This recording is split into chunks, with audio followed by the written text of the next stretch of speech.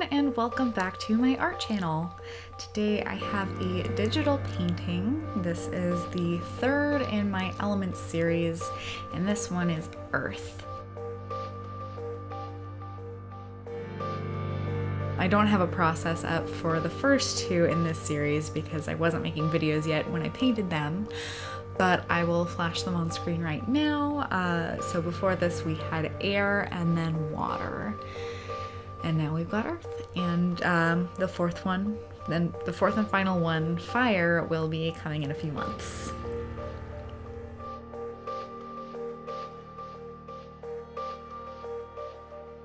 When I started this series, it actually wasn't meant to be a series. The first one that I did, Air, was just supposed to be a profile study. But I actually ended up liking it so much that I wanted to continue it. I wanted to continue with the series. So I decided with, the cloud background, it looked very much like air. So I decided that that was air, and then I moved on to water, and now this is Earth. I think I said that before. But yeah, here I'm just starting in to black out the colors, and I started rendering the nose. I'm actually really happy with the way the nose turned out. I think that is possibly the best nose that I have ever painted. So yeah, practice. It really does wonders. Yeah. And now I'm working on the eyes, and I redid these eyes a couple of times. And unfortunately, the final time that I redid them, the footage got lost because my screen recording crashed and didn't save anything. So I think this is probably going to be the last time that I use that method of screen recording, because clearly it is massively flawed. But yes, you'll see in a moment here that the eyes are actually fairly crooked. And I mean, I'm not unhappy with the way that her right eye turned out, but the left eye definitely does not match that. And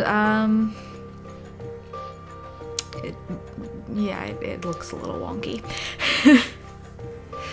That is something that I do struggle with a lot, is making the eyes gaze match and not look cross-eyed or wall-eyed like she very much looks right now. So that's definitely something that I'm working on a lot.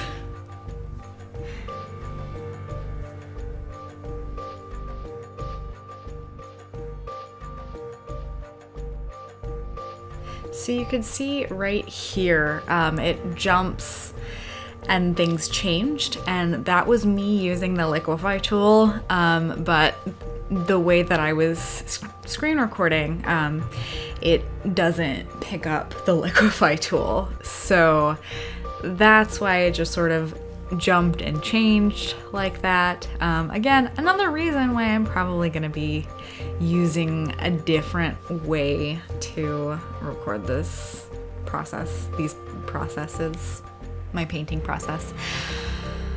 Yeah, what I've been doing to screen record is I use the Windows 10 game bar, and I lie and tell it that Photoshop is a game, and I think that is probably why it's not always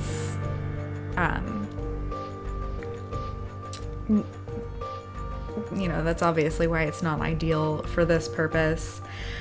It will occasionally just decide that I'm not actually doing anything on screen, and so it'll stop the recording and not save anything. So there are a couple of times when the footage just sort of jumps because I was working for a while and then the recording stopped and didn't save. So that's a big reason to switch to a different method. I think I'm gonna give OBS another try. I've tried it in the past and I had some issues, but I think those have been resolved, so yeah. And I definitely think I spent a bit too much time working these ears. I knew from my reference picture that most of the ear wouldn't end up being visible because it gets covered by her hair.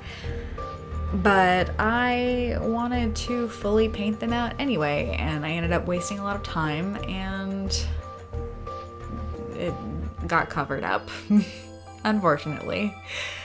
But that's okay, you know, it's better to practice things than not. And then that was a point where a lot of footage was lost. I was working on the mouth a lot, and even the other ear I was working on a little bit, and the screen recording just crashed and didn't save any of my footage. And somehow I decided I wanted to keep pressing on with that method, but I don't know. I guess the definition of insanity is trying the same thing over and over and expecting different results.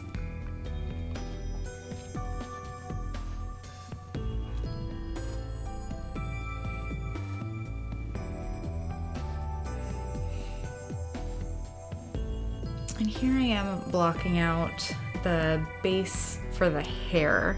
I usually like doing hair on a separate layer from the rest of the face, just because I worry about ruining the painting underneath, because, you know, I work with face and then hair.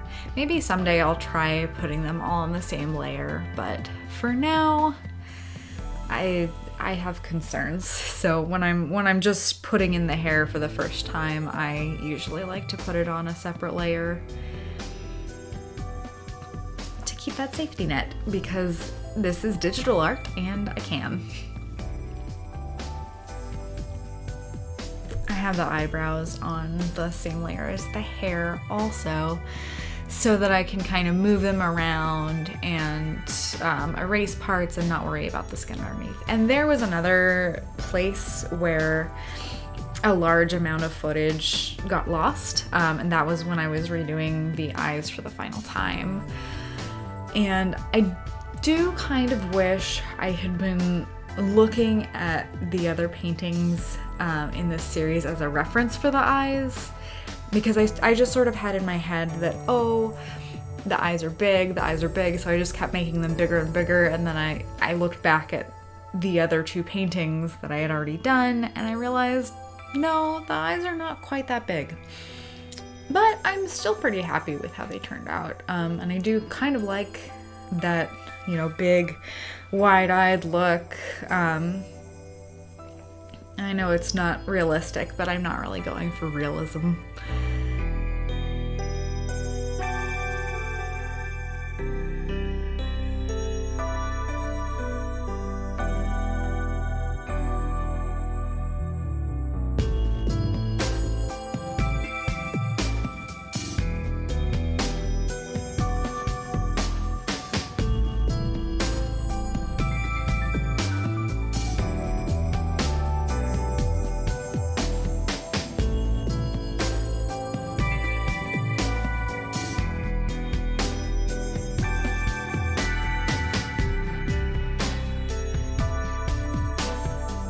Now I'm going in with the hair, and this was actually, I think, the first time I'd ever painted braids, and I had a lot of fun with it. I really enjoyed kind of figuring out how the pieces overlapped and, you know, which strand goes where and that whole thing. So I think I may paint some more braids in the future, especially since this was another case where, as I was finishing up the braids, the screen recording crashed and I lost all of the footage of me finishing them. So in a little bit, there we go, it just jumped to the hair is done, and I'm really happy with how it turned out. And now I'm starting to work on the background.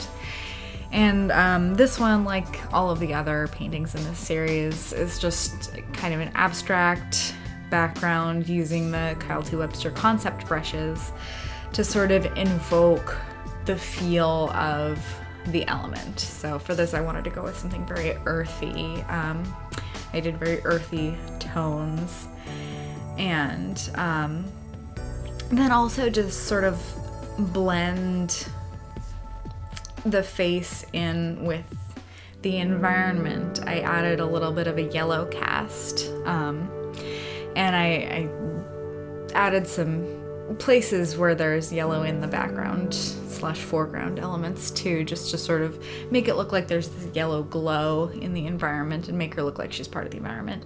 And also at the very end, I realized that her forehead was just way too small, so I made it a little bigger by painting over top of the hair and then fixing the hairline back over it. Just bring that forehead up a little teeny tiny bit. Change the eyebrows just a little bit to make it match the reference picture a bit more. And we're just about done. In just a second here, we'll see the finished product.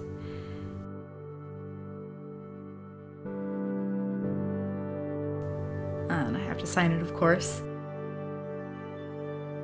Thank you guys so much for watching. If you liked this video, please leave a like and be sure to subscribe to my channel so that you don't miss any of my future videos. I really hope you guys enjoyed this painting. Let me know what you thought in the comments down below, and I will see you next time. Bye.